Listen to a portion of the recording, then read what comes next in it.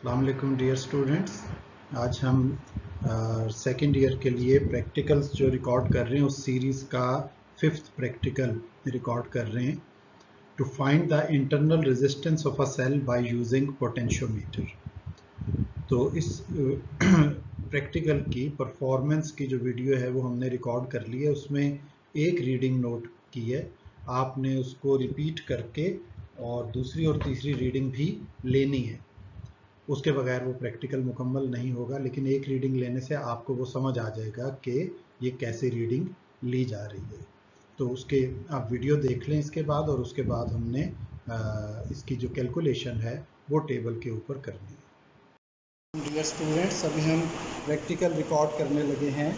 To determine the internal resistance of a cell, ये cell लगा हुआ है इसमें, बाय यूजिंग पोटेंशियोमीटर। पोटेंशियोमीटर के ऊपर 4 मीटर लॉन्ग एक वायर होती है, यानी 400 सेंटीमीटर, जो यहाँ से शुरू होती है यूँ 100 सेंटीमीटर, फिर उधर से होके 200, फिर उस तरफ जाके 300, और फिर यहाँ आके वाई पॉइंट पे 400।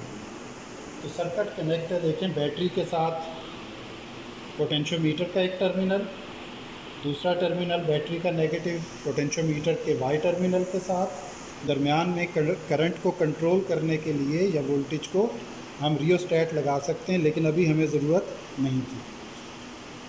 पोटेंशियोमीटर के साथ ये सेल लगा हुआ है इसके पैरेलल में, और सेल के पैरेलल में ये रेजिस्टेंस बॉक्स है। इसके साथ सीरीज़ में आगे ये गैल्वानोमीटर लगा है और उसके साथ ये जॉकी है। तो अभी आप देखें, हम प्रैक्टिकल स्टार्ट कर रहे हैं। बैटरी को 3 वोल्ट पे सेट किया हुआ है, और यहाँ से अभी की आउट है, इसका मतलब है ये सर्किट रेजिस्टेंस बॉक्स वाला डिसकनेक्ट है, सेल कनेक्ट है उसके साथ। तो हम जॉकी रख के देखते हैं कि नीडल कहाँ जाती है।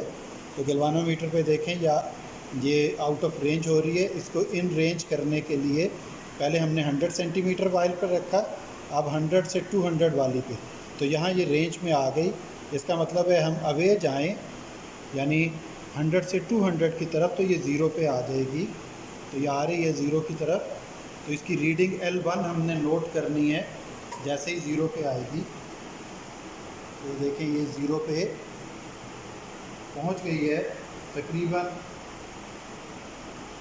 188 सेंटीमीटर पे पहुंच गई। 100 सेंटीमीटर इधर की वायर और 88 उधर से यूज़ हुई। अब हम L2 की रीडिंग के लिए यहाँ से एक रेजिस्टेंस आउट कर रहे हैं। रेजिस्टेंस बॉक्स से 10 ओम की रेजिस्टेंस आउट करके की को क्लोज़ कर दिया।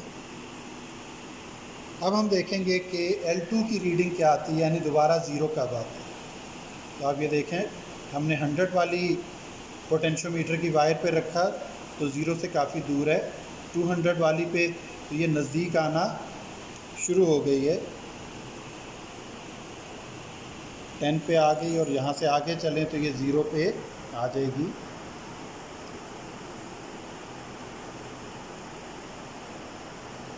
ये जो नीडल ज़्यादा हिलती है, इसके लिए टर्मिनल्स को रेक मार से थोड़ा सा रगड़ लेना चाहिए ताकि टर्मिनल्स आपके प्रॉपरली कनेक्ट हों। तो ये ज़ीरो के करीब पहुंच गई। जॉकी हम चला रहे हैं यहाँ पे आगे की तरफ, तो ज़ीरो से थोड़ा सा आगे चलेगी, वापस आ जाएं। तो यहाँ पे अब ये 100 सेंटीमीटर पहले वाली वायर और 65 सेंटीमीटर हम चले दूसरी वायर पे। तो L2 की वैल्यू आपके पास आ गई 165, और रेजिस्टेंस जो हमने आउट की है रेजिस्टेंस बॉक्स से वो है 10 ओम। इनको यूज़ करते हुए फार्मूले में पुट करके और टेबल को फिल करके हम इंटरनल रेजिस्टेंस कैलकुलेट कर लेंगे। Thank you very much. तो आपने वीडियो देख ली, अब उसको देखें कि हम कैलकुलेट, जो रीडिंग आई है हमारे पास, उसको हम कैलकुलेट कैसे करेंगे। L1 की हमारे पास रीडिंग आई थी 188 सेंटीमीटर, और शंट रेजिस्टेंस जो हमने आउट की थी वो 10 ओम थी। तो L2 हमारे पास रीडिंग आई थी 165। तो इंटरनल रेजिस्टेंस फाइंड करने का फार्मूला है small r equal to shunt resistance into L1 minus L2, ये जो दो लेंथ्स हैं, डिवाइडेड बाई L2। तो इसमें जब हम वैल्यूज पुट करते हैं तो शंट रेजिस्टेंस की value 10 into 188 minus 165 divided by 165, तो ये हमारे पास इसका आंसर आ रहा है 1.39 ओम। तो आपने इसी को रिपीट करना है। आगे रिपीट कैसे करेंगे, शंट की वैल्यू चेंज कर देनी है आपने। रिपीट करते हुए आप शंट की वैल्यू सपोज नेक्स्ट स्टेप में 15 कर देते हैं और उससे नेक्स्ट स्टेप में 20 ओम कर देते हैं। तो यहाँ पे ये L1 की वैल्यू थोड़ी सी चेंज हो जाएगी और L2 की वैल्यू भी थोड़ी सी चेंज हो जाएगी। और फिर आपके पास जैसे ये एक R का आंसर आया है, तो इसी तरह एक R का आंसर और आएगा। इसको बेशक आप R1 कह दें, उसको R2 कह दें, और तीसरा आंसर R3 का आएगा।